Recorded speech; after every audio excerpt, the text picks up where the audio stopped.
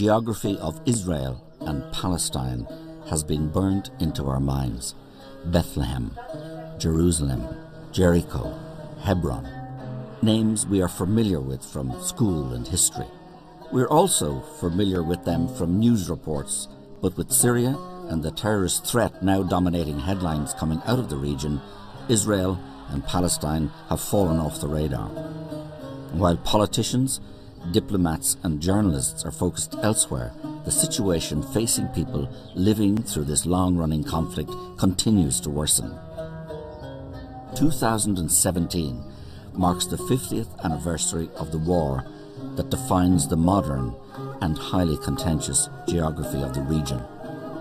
Since 1967, Israel has militarily controlled much of the West Bank, land the international community recognizes as being the basis of the intended Palestinian state. 50 years on from that war, people in the region continue to live a daily reality of occupation, segregation, restrictions of movement and violent conflict.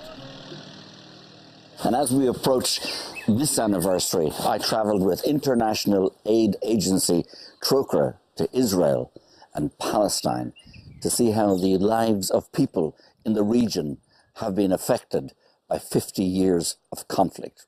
We're not equal, we don't have the same rights, so this is apartheid. This is obvious apartheid. You go out to the street, throw some shot grenades, knock on some doors, make some noise, run to the other corner of the street, invade another house, wake up the next family, and that's basically how you pass your 8-hour shift. There's ongoing blockade, there's deepening poverty, there's rising unemployment, and there's no hope.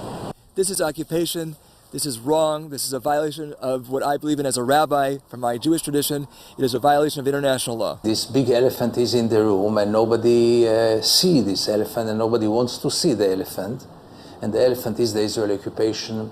Most of the Israelis don't care about it, have no moral doubts about it, have no question marks and don't deal with it at all.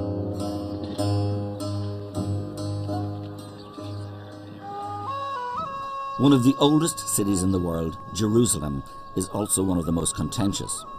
With some of the holiest shrines in Judaism, Islam and Christianity located just yards from each other, Jerusalem's old city is thronged with tourists.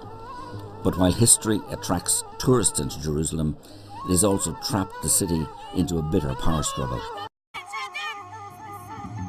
In 1948, the State of Israel was created. Jerusalem was intended to be a shared capital for both Israel and an envisaged Palestinian state. But since the 1967 war, Israel has ruled both Israel West Jerusalem and Palestinian East. Jerusalem's old city is one of the most hotly contested square miles in the world. Tension is never far from the surface. Not far from where tourists soak up the sights, I found a small group of women protesting outside the district court of Jerusalem. The mother and friends of 16-year-old Mohammed Abu Qadir gathered. Mohammed had been abducted and burned to death in a local park.